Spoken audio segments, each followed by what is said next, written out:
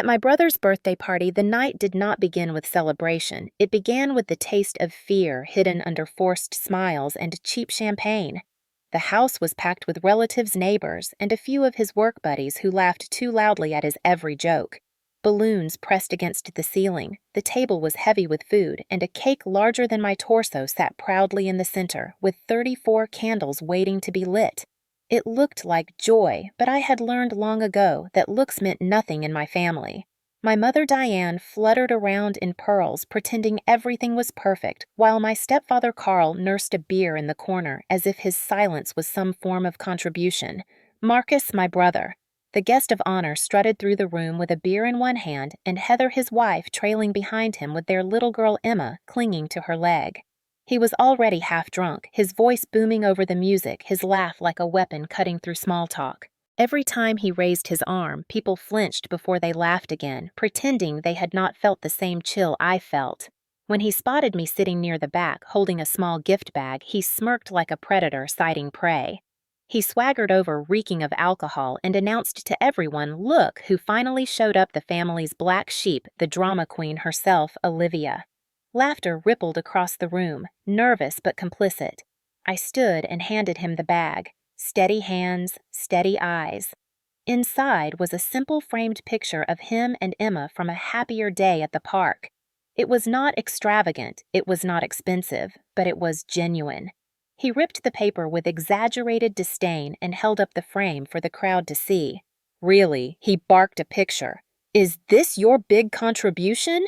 You think you can buy forgiveness with this trash?"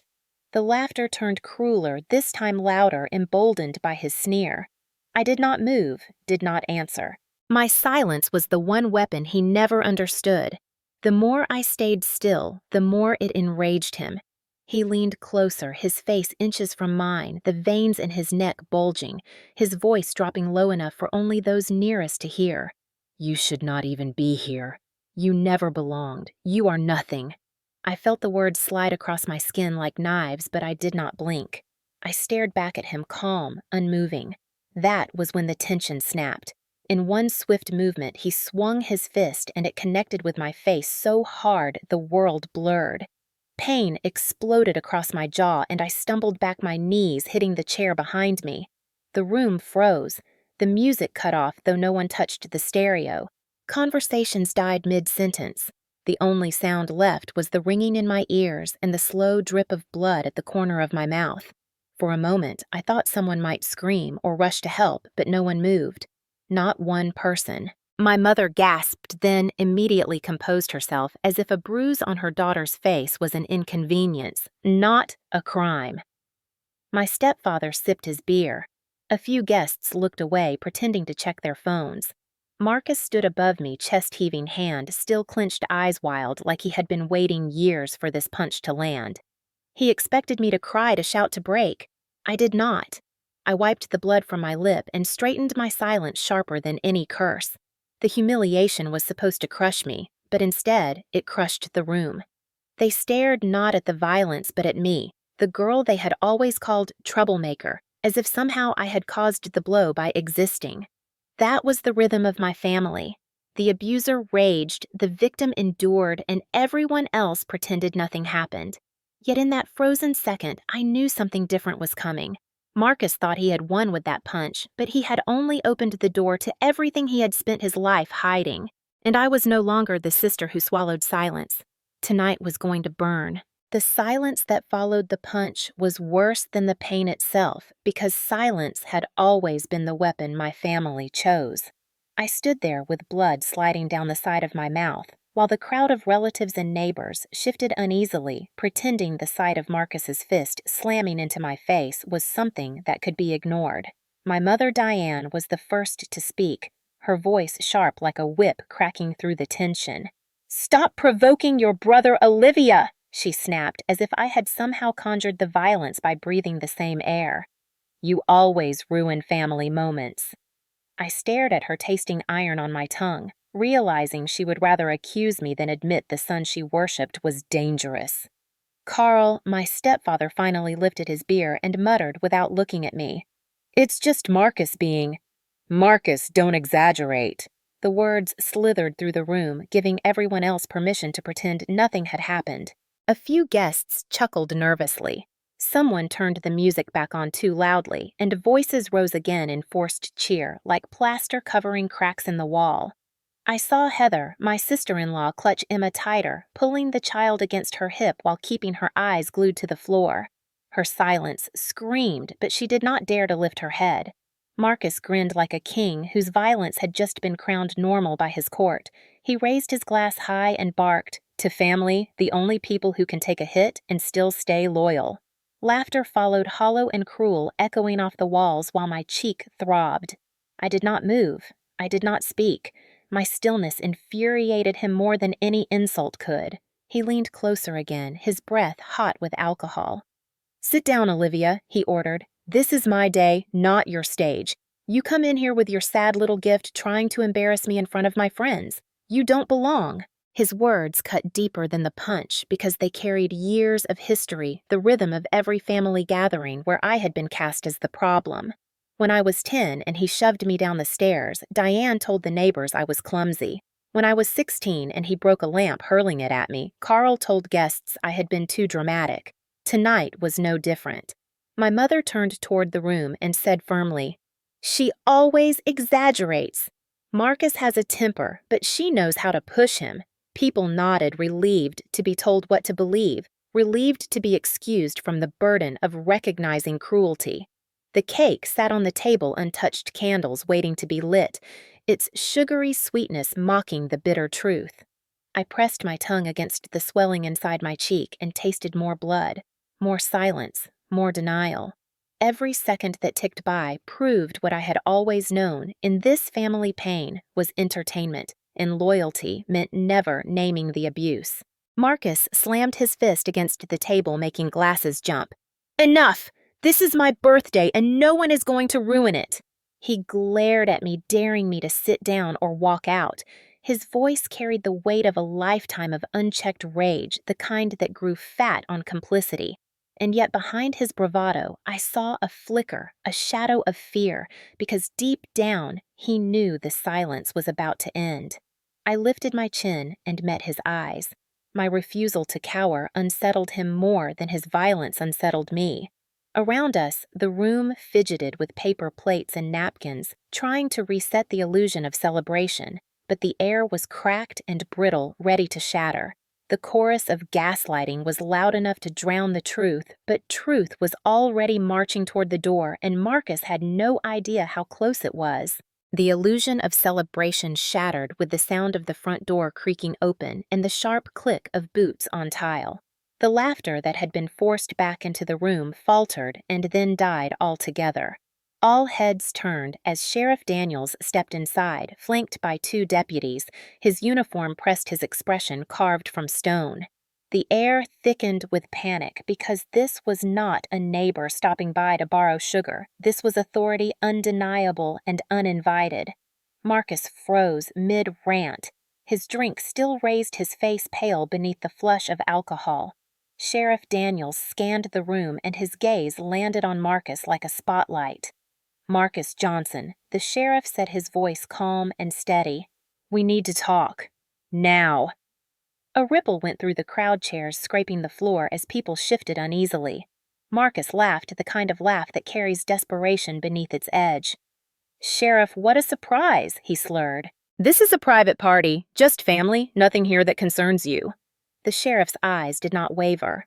"Assault and child endangerment always concern me." Silence crashed down harder than any punch. Diane rose from her chair, clutching her pearls like a shield. "Officer, please," she pleaded. "You don't understand. My son is a good man. This is just a family misunderstanding." Sheriff Daniels did not even glance her way. His focus stayed locked on Marcus, who now looked less like a king and more like a cornered animal. Marcus slammed his glass down and tried to laugh again. "Who's been lying to you?" "Her," he shouted, pointing at me. "She's jealous, bitter, always making up stories to ruin me." The sheriff held up a folder thick with papers. "We have statements from your neighbors, your coworkers, your daughter's teacher. We have photographs and recordings. This isn't about stories, Mr. Johnson. This is about evidence." Heather gasped quietly but loud enough that everyone nearby heard. Emma clung tighter to her leg. The deputies stepped forward, and the weight of the law pressed against the room until even the drunkest guest sobered. Marcus's eyes darted around searching for allies, but found none. Carl looked away into his beer. Diane's lips trembled, but she did not speak again. The crowd that once laughed with him now stared at the floor, unwilling to share his spotlight. Marcus's bravado cracked. "You can't do this here," he shouted. "This is my birthday!" The sheriff's voice cut through like a blade. "Then consider it your reckoning day." He stepped closer, his boots echoing in the stunned silence. "You assaulted your sister in front of witnesses. You've been reported for violence in your home. Your time pretending ends tonight." Marcus tried to back away, but the deputies closed in. Sweat beaded on his forehead, and his hands shook as he reached for excuses that no longer existed. He stammered, "I didn't mean she provoked me. She wanted this." Sheriff Daniels ignored the excuses and nodded to his deputies. The metallic snap of handcuffs opening was louder than the music had ever been. The room gasped, not in outrage, but in recognition that the performance was over. For years, Marcus had hidden behind the silence of family loyalty and the complicity of denial. Tonight, the sheriff dragged the truth into the light in front of everyone. I stood still, blood still drying on my lip as the deputies took hold of my brother's arms. He struggled, cursed, thrashed, but their grip was unshakable. Diane cried out, "Please, don't take my son." Sheriff Daniels spoke without raising his voice. "Ma'am, the law is taking him, not me," Marcus shouted over his shoulder as they turned him toward the door. "You think you won, Olivia? You think this makes you strong? You'll regret this." His rage filled the room, but for the first time no one echoed him. The silence that followed was not complicity anymore, it was surrender. The sheriff looked at me for a brief second, his nod firm, a silent acknowledgement that justice had stepped inside. The crowd parted as Marcus was led away, his empire of intimidation collapsing with every step toward the patrol car waiting outside. The sight of Marcus being led away in handcuffs should have been the moment I breathed freely. Yet, as the sheriff's words echoed through the room and my brother's curses faded down the hallway, something inside me cracked open. The blood on my lip was fresh, but the wounds it awakened were decades-old scars I had tried to bury under silence. My childhood unspooled in front of me like a film reel projected on the walls of that cursed house. I was 5 when Marcus first learned he could break things and not be punished. He was only 11, but his fists were already quick, his voice already sharper than any blade. I remember one afternoon in the kitchen when he shoved me hard enough that I tumbled into the counter and split my chin. I cried, holding a towel to my face, but when my mother walked in, she scolded me for making a mess and told Marcus to wash his hands for dinner. He smirked, knowing even then that her love was his shield. I learned that day that my pain was never going to be acknowledged. By the time I was 8, Marcus had perfected the art of rage. He would slam doors until the frames cracked, scream so loudly that neighbors knocked on the walls. And every time Diane rushed to soothe him, whispering words about how sensitive he was, how misunderstood. She told me to stay quiet to stop provoking him. If I protested, she would accuse me of jealousy, of being dramatic. Dramatic, that word became a collar around my neck. When I was 10, he pushed me down the stairs. I remember tumbling the thud of each step against my back, the breath knocked from my lungs. My wrist bent at a strange angle, but when Diane drove me to the hospital, she told the nurse I had slipped. She said it so convincingly I almost believed her. Marcus sat in the waiting room eating candy from the vending machine, not once looking guilty. When I whispered the truth to my teacher later that week, she pursed her lips and told me families fight, and maybe I should learn how to keep peace at home.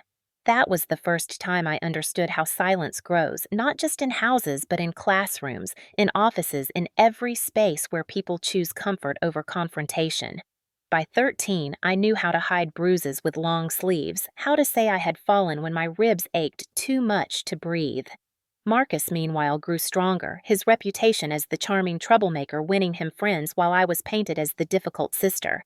Diane clung to the illusion that he was just spirited. Carl stepped into our lives when I was 14, a man too tired to fight the lies, a man who discovered quickly that it was easier to ignore than to intervene. He poured his loyalty into silence and called it patience. I once walked into the living room to find Marcus screaming at him, jabbing a finger into his chest, and Carl just stared at the TV, as if volume alone could erase violence. That night, I realized authority inside this house was a myth.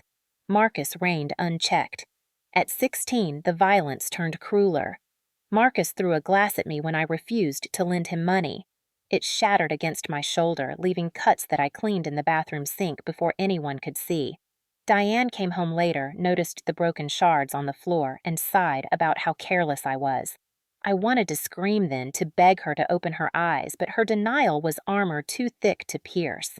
My father had left years earlier, unable to bear the storm. I used to hate him for abandoning me, but as I grew older, I envied his escape. At least he was free of this circus of rage and gaslighting.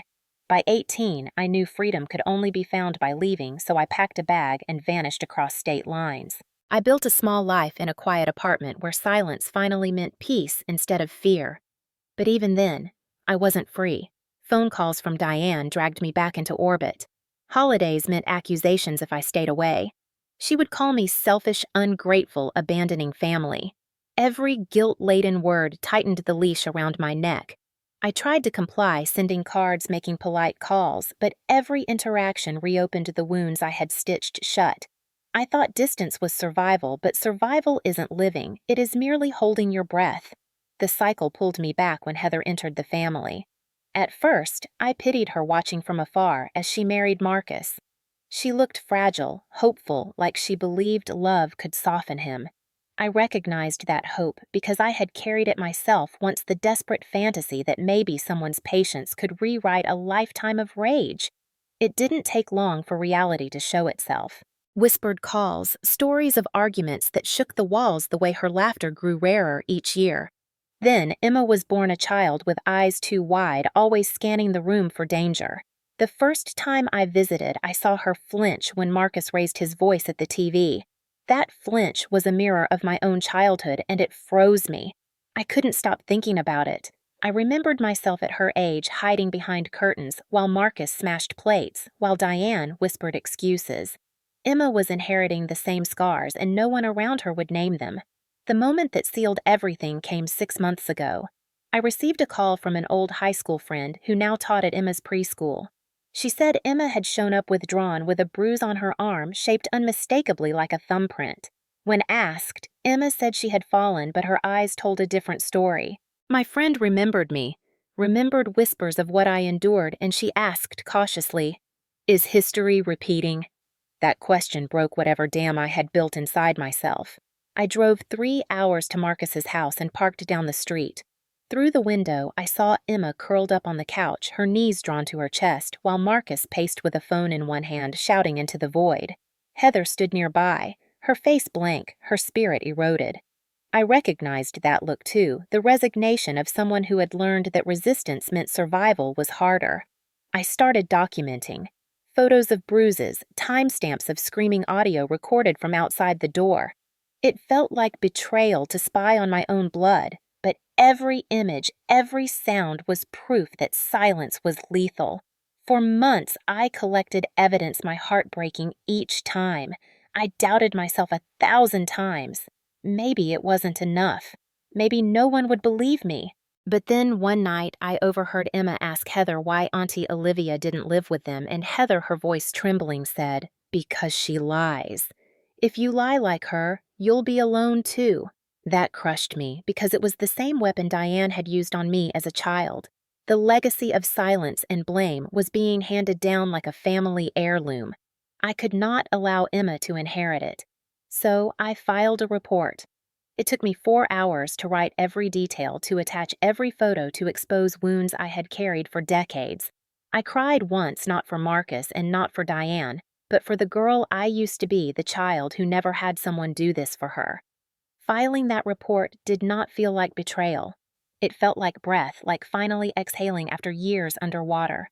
And when Sheriff Daniels called me a week later, thanking me for my courage, I realized survival was no longer enough. Tonight, watching Marcus cornered in his own living room, I understood the weight of those memories. They were not just flashbacks, they were fuel, and they had brought me here to end the cycle. The air in the room was suffocating as Marcus writhed against the deputy's grip, his voice rising in curses that sprayed spit across their uniforms. He was not used to resistance, not used to authority that did not bend around his fists. For the first time in his life, the room was not his stage, and the fury of that realization sent him into a frenzy. Diane rushed forward, her pearls swinging her hands, reaching as if she could pry the deputies off him with sheer maternal will. "Please," she begged, "you don't understand. My son is under stress. It's his birthday. He didn't mean it." Sheriff Daniels held up his hand, and she froze mid-step. "Ma'am," he said evenly, "assault isn't erased by cake." Diane's face crumpled, her eyes darting between me and Marcus, searching desperately for someone to feed her narrative. When none appeared, she turned on me, her voice shrill. "You set this up, Olivia. You always wanted to destroy him. Say it. Admit it." Her words stung not because they were true, but because they were recycled the same script she had used since I was a child. I stood still silent, and for the first time, my lack of protest did not condemn me. It condemned her. Marcus howled. "She's lying. She always lies. You think you have evidence, it's fake, all fake." But the sheriff calmly opened the folder he carried, flipping through photographs, signed statements, and transcripts. "We have your daughter's words, Mr. Johnson. We have recordings of your threats. We have witnesses who heard what happened in this very house." His tone did not rise. It did not waver. It simply cut through the air with the weight of fact. Heather's voice broke the silence next. She stepped forward, her face pale, her hands trembling but her eyes steady. "He hit me. He hit Emma." The words fell like stones, shattering the last illusions.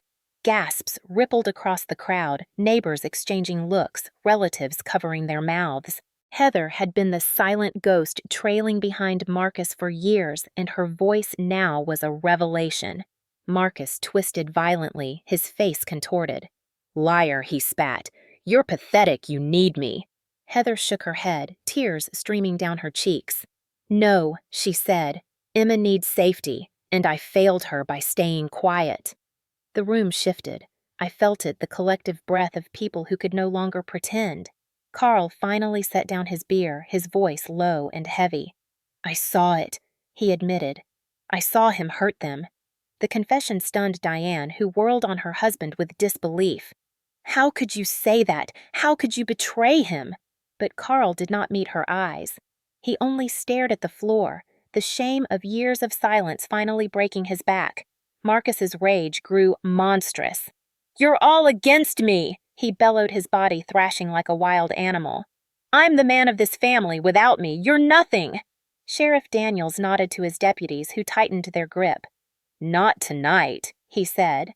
"Tonight you answer for every bruise, every scream, every broken bone covered with lies." The power dynamic in the room collapsed. Marcus's empire of fear crumbled piece by piece, replaced by the undeniable weight of evidence and the rare courage of those who had finally spoken. Diane stumbled backward into a chair, her voice a whisper. "He's my son. He's my baby." Sheriff Daniels looked at her, his eyes softer but unyielding. "Loving him doesn't mean enabling him. Protecting him at the cost of others is not love, it's destruction." I watched as her shoulders sagged as the truth she had spent decades burying finally suffocated her denial. Marcus roared again, his eyes locking on mine. "This is your fault. You did this. You think you're strong, you think you won, but you're weak, Olivia. You always were." I stepped forward, my face bruised, my lips split, but my voice calm and steady. "No, Marcus," I said. I stopped being weak when I stopped staying silent. His mouth opened to retort, but no words came. The deputies dragged him toward the door, his legs kicking against the floor, but his power was gone, stripped bare in front of everyone he had ever controlled. The crowd parted, whispers rising like smoke, judgment finally burning where silence once lived. Heather clutched Emma, who buried her face against her mother's shoulder. The child's small sobs were the loudest truth in the room. Sheriff Daniels paused at the doorway and turned back to the gathering. "This is not a misunderstanding. This is justice beginning." He nodded once to me and then stepped out with Marcus in custody. The door closed behind them with a finality that echoed through my bones. Diane wept quietly in her chair, her hands trembling, but no one comforted her. For the first time, the family's loyalty had shifted not to Marcus, not to her, but to the truth. I looked around the room and realized every eye was on me not with blame this time, but with something like recognition. They saw me not as the troublemaker, but as the one who endured, the one who exposed the one who stood. My silence had ended, and in its place was a reckoning none of them could ignore. The sound of the squad car door slamming outside reverberated through the walls like a final judgment, and for a long moment no one in the room moved. The birthday decorations drooped in silence. The untouched cake seemed grotesque under its flickering candles, and the guests who had once cheered Marcus's every boast now stared at the floor as if guilt itself had pooled there. Diane sat rigid in her chair, her hands trembling in her lap, her face pale, but her mouth pressed into the thin, stubborn line that had silenced me all my life. She did not look at me, she did not look at Heather. She only rocked slightly, as if motion alone could shield her from the collapse of the family myth she had spent decades constructing. Carl leaned back against the wall, drained his eyes, hollow his beer bottle abandoned on the table. For the first time, he did not try to disappear into the background. He simply existed in the wreckage of his own cowardice. Heather clutched Emma against her chest, tears streaking her face while the little girl whispered, "Mommy, is it over?" Heather nodded, though her voice shook. "Yes, baby, it's over." Guests began to shuffle nervously toward the door, muttering excuses about needing to get home. Their laughter from earlier curdled into shame. A neighbor whispered, "I always wondered about the shouting," and another murmured, "I thought it was just stress." Their words floated in the air like ashes of complicity, too little, too late. I stood in the center of the room, my lips still bleeding, my body aching, but my spine unbending. For years, I had been forced into corners, silenced, diminished, but tonight the spotlight of truth had burned through the fog. Diane finally lifted her gaze to me, her eyes red, her voice hoarse. "Are you proud of yourself? You destroyed your brother's life.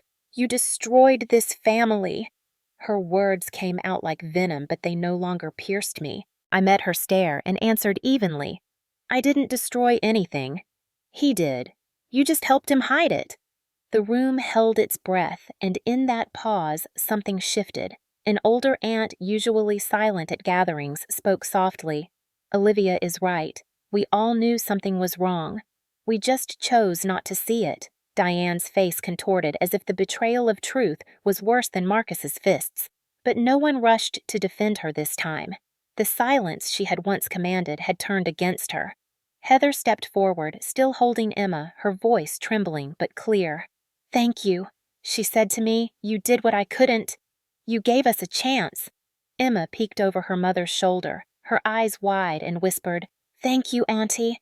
The words nearly broke me because they were the very words I had longed to hear as a child, words no one had ever given me. Carl finally spoke again, his voice gravelly. I should have stopped it years ago. I should have stood up. He didn't look at me or Heather, only at his own hands, but the confession was enough to crack the last wall of denial in the room. More relatives slipped out the door, unable to face the fallout, unwilling to be part of the truth now that it carried weight. The house felt emptier with each exit, the illusion of family dissolving with every step. When only a handful remained, the sheriff's car pulled away, its siren silent, but its authority louder than any scream. Diane stood suddenly, her chair toppling behind her. She pointed a shaking finger at me, her voice breaking into a shriek. "You wanted this. You always wanted to ruin him. You think you've won, but you'll regret it. You'll die alone, Olivia." The words would have once gutted me, but now they rang hollow. I let them hang in the air, unanswered, until even Diane seemed to realize they had lost their power. She grabbed her purse and stormed toward the door, Carl following like a shadow. The slam of the door echoed through the hollowed house, leaving behind only Heather, Emma, and me. The party was officially over. I walked to the cake table and blew out the candles that had burned down to stubs smoke curling upward like the ghosts of every lie extinguished. The smell of wax and sugar mixed with the metallic tang of blood in my mouth, a strange cocktail of endings and beginnings. Heather sank into a chair exhausted. Emma curled into her lap, finally drifting toward sleep now that the storm had passed. I sat across from them, every muscle aching, but a strange calm settling over me. The fallout was messy, devastating but necessary. Marcus was gone. Diane's denial had been cracked. The crowd had witnessed the truth, and Emma had seen that silence could be broken. The cycle was no longer invisible. I thought of all the times I had been called dramatic troublemaker liar. Tonight, every insult had been stripped of its weight because the truth had walked in wearing a badge and carrying evidence. Tonight, the mask had been ripped away, and though the wreckage was painful, it was real. The family I had lost long ago was finally gone in truth, and in its place was something raw and unshaped, something that might someday resemble safety. As the night drew to a close and the last of the guests slipped away, I stood at the window watching the flashing taillights disappear down the street. For the first time in my life, I felt taller than the house that had once trapped me. The fallout was only beginning legal battles. Public shame shattered loyalties, but it was also the first real proof that silence no longer ruled here. The days that followed felt like living inside a storm where every gust tore away another piece of the old illusions.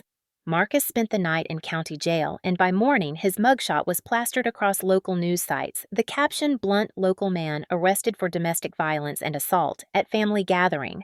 The image of his swollen face and glassy eyes stood in brutal contrast to the birthday decorations still hanging limp in our mother's house. Diane refused to speak to me. She called Heather once, her voice thick with anger, insisting that the charges were exaggerated, that family matters belonged inside walls, not in headlines. Heather hung up. It was the first time she had ever defied Diane, and I knew then the cycle was truly breaking. The legal process moved quickly because the evidence was overwhelming. The police collected my statement along with those of the guests who had witnessed the punch, the recordings of Marcus shouting threats through thin apartment walls, the photographs of bruises on Heather and Emma, the teacher's written testimony about Emma's fear. There was no way to bury it this time. The district attorney filed charges for felony assault, domestic battery, and child endangerment. I attended the arraignment 2 weeks later. Marcus shuffled into the courtroom in an orange jumpsuit, his wrists shackled, his bravado gone. He scanned the room, searching for allies, but Diane sat stiff in the gallery, refusing to look at him. Carl hunched beside her like a man already defeated. Heather sat next to me, clutching a folder of documents, her hands trembling but her chin lifted. Emma was with a neighbor too young to see her father like this. When the judge read the charges, Marcus tried to laugh, but it came out hollow. "Not guilty," he muttered, his voice cracking. The prosecution requested no bail, citing the danger he posed, and the judge agreed. He was led back to jail, while Diane gasped audibly as if the system itself had betrayed her devotion. The trial was scheduled, and in the weeks leading up to it, I felt the weight of years pressing on my chest. Every memory of bruises and broken glass returned, every insult replayed, but this time there was purpose. I met with prosecutors, handed over every file I had compiled, and prepared myself to testify. Heather filed for divorce simultaneously, requesting full custody of Emma and a restraining order. For once, the law was not a distant rumor, it was a shield. On the day of the trial, the courtroom was packed. Reporters sat in the back rows, neighbors filled the benches, and relatives who had once laughed at Marcus's jokes now avoided his eyes. Diane did not attend. She claimed illness, but I knew the truth. She could not watch her golden son stand accused. When Marcus was brought in, he looked smaller, his shoulders hunched, his jaw clenched in desperation. The prosecution opened with photographs of Heather's bruises and the audio recording of Marcus shouting, his voice promising pain. The room fell silent as Emma's small voice played through the speakers, trembling as she told her teacher she was scared to go home. Even the defense attorney shifted uncomfortably. Heather took the stand next. She recounted years of abuse, her voice breaking but steady. She described how Marcus isolated her, how he lashed out, how Emma learned to hide when doors slammed. Tears slid down her face, but she did not falter. When it was my turn, I walked to the witness stand with my heart pounding. I swore the oath and sat down meeting Marcus's eyes for the first time. They burned with fury, but for once his rage could not reach me. I spoke plainly without theatrics. I described the punch at the party, the years of violence I had endured, the silence forced on me. I spoke of Emma's bruises, of Heather's fear of the night. I decided silence was no longer survival. The courtroom listened without interruption. When the prosecutor asked me why I filed the report, I answered simply, I wasn't there to punish my brother. I was there to protect his daughter. The words hung in the air undeniable, and Marcus's head dropped into his hands. The defense tried to paint me as bitter vengeful, but their arguments collapsed under the weight of evidence. The pediatrician testified about inconsistent explanations for Emma's injuries. The teacher spoke about drawings of dark rooms and crying children, and even Carl admitted under oath that he had seen Marcus strike Heather and had said nothing. The truth marched forward relentlessly, stripping away every excuse. When the closing arguments ended, the jury deliberated less than 3 hours. Guilty on all counts. The judge sentenced Marcus to 7 years in state prison with mandatory counseling and no contact with Heather or Emma until completion of all programs and future hearings. The gavel struck, and the sound felt like an earthquake, shaking loose every lie that had ever been told in our house. Heather wept quietly, relief flooding her. Emma would be safe. I sat frozen, my body trembling with exhaustion, but inside me a strange peace grew. Justice was imperfect, but it was real, and it had finally landed on the shoulders of the man who had believed himself untouchable. Outside the courthouse, reporters swarmed microphones, thrust forward, questions shouted. I answered only once. "What do you want people to know?" a woman asked. I looked straight into the cameras and said, "Silence doesn't protect anyone. It only extends the abuse." That was all. I walked away, leaving the rest to fall where it may. In the days that followed, fallout spread wider. Some relatives cut ties, completely calling me a traitor. Others reached out quietly, admitting they had seen signs but lacked courage. A message from an aunt read, "I should have believed you years ago. I believe you now." I did not need their validation, but I accepted their words not for me, but for the girl I had been, the girl who had once begged to be seen. Diane never called. Her silence was as loud as her denial had been, but it no longer bound me. Marcus was gone, locked away, and the chains of loyalty had broken. For the first time, I walked through my own door at night, without the weight of dread pressing on my chest. The legal consequences were more than a sentence. They were proof that the cycle could be severed, and in that proof I found breath again. When the trial ended and Marcus was led away in shackles, the courthouse emptied, but the weight of everything that had happened remained heavy in my chest. For weeks, my body felt as if it had absorbed years of bruises all over again, even though the marks now were only faint lines fading into memory. Yet there was a different kind of ache now, one that came from release, from finally exhaling after holding my breath for decades. I brought Heather and Emma home with me that night because the apartment they had shared with Marcus was sealed as evidence, and because neither of them wanted to walk back through a door that reeked of his violence.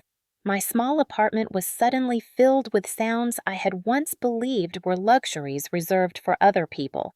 Soft laughter, the patter of a child's feet across the floor, the hum of cartoons in the background.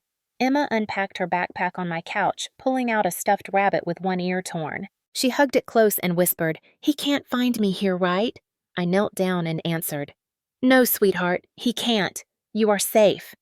The look in her eyes when she believed me was more powerful than any verdict. Healing did not happen overnight. Emma startled at sudden noises. Heather cried silently when she thought no one was watching, and I lay awake some nights hearing echoes of my mother's accusations. But slowly we began to build rituals that stitched a new life together. Saturday mornings became pancake mornings. We drew pictures of monsters and ripped them up. We planted flowers and chipped pots on the windowsill, and Emma named each one after a hero from her cartoons. At night, I read her stories until she fell asleep with her rabbit clutched to her chest, her breathing finally steady. Heather started therapy, her voice halting at first, then growing stronger as she told truths she had never spoken aloud. I began therapy too, and when I told Dr. Renner about hiding in closets and cleaning blood from the carpet before my mother came home, she did not call me dramatic. She called it trauma.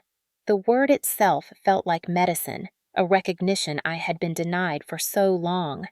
Slowly, I stopped flinching at every loud sound. Slowly, Heather stopped apologizing for existing. Slowly, Emma began to sing while brushing her teeth. The apartment that once echoed only with my solitude became a sanctuary, messy with crayons and laughter heavy with healing. One night, Emma slipped and called me Mom by accident. Heather froze, apologizing, but I shook my head. I understood. Emma wasn't confusing roles. She was identifying safety. To her, Mom meant the person who listened, who protected, who stayed. I didn't correct her. I just hugged her tighter. Letters began arriving, some from relatives who wanted to mend bridges, others from strangers who had seen my brief statement on the news. A woman wrote, "I wish my sister had done what you did. You saved her." Another wrote, "Thank you for proving silence can end." I kept the letters in a box not out of pride, but as reminders that our story was not isolated. It belonged to every child overlooked, every spouse dismissed, every sibling silenced. Heather filed for permanent custody and won. Marcus's visitation rights were suspended indefinitely, pending years of treatment he would likely never complete. Diane never showed at the hearings. Her silence was her final loyalty to him. I no longer chased her acknowledgement. I no longer needed it. Emma began school again, and one afternoon she came home with a drawing of our little apartment with flowers in the window and 3 figures standing in front holding hands. She had labeled them me, Mommy, and Auntie. That night she told me, "I like it here. It's calm. You listen." I smiled and said, "You deserve calm. You deserve to be heard." Heather reached for my hand across the table and whispered, "We're going to be okay, aren't we?" I answered with certainty. "Yes, we are. Because survival is not the end. Living is." Months passed and the seasons shifted. The flowers Emma planted bloomed, and for the first time I felt like life was growing instead of rotting. I was invited to speak at a local parenting support group about intervention, about what it means to step in when family fails. I stood in front of strangers and told our story, not with shame, but with strength. I ended the talk with the same words I had spoken to the reporters. Silence doesn't protect. It only extends the abuse. The room erupted in applause, but what mattered more was the woman who came up to me afterward and whispered, "I believe you. I always needed to hear that it was possible." Emma grew bolder. She laughed louder. She made friends. She drew pictures filled with light instead of shadows. Heather applied for a new job and started planning for a future free of fear. And me. I looked in the mirror one evening and barely recognized the woman staring back. The haunted girl who once hid her bruises was gone. In her place was someone steady, someone who had turned survival into purpose. The past would always live inside me, but it no longer dictated my silence. One night, Emma asked me, "Do you think Daddy misses me?" I took a breath, choosing honesty. "I think he misses the control, not you. That's not your fault." She nodded, too wise for her years, and nestled into my side. That was when I realized healing is not forgetting. It is naming the truth and still choosing to live. The legacy of silence in our family ended with me. I would not pass it on. As Emma drifted to sleep, I wrote her another letter for the box I was keeping for her future. It said, "If anyone ever tells you to stay quiet for the sake of family, remember that safety matters more than tradition. Remember that your voice is not dangerous. It is power." When I slipped the letter into the drawer beside the custody papers, I felt the final piece of the cycle snap. I was no longer the forgotten sister, no longer the troublemaker, no longer the scapegoat. I was the one who stayed, who fought, who ended the silence. And as I turned off the light, listening to the soft breathing of a child finally safe, I knew the story we were writing together would not be about violence or denial. It would be about survival transformed into freedom. It would be about legacy, the kind built not on blood, but on courage. The hurt ended here. It ended with us.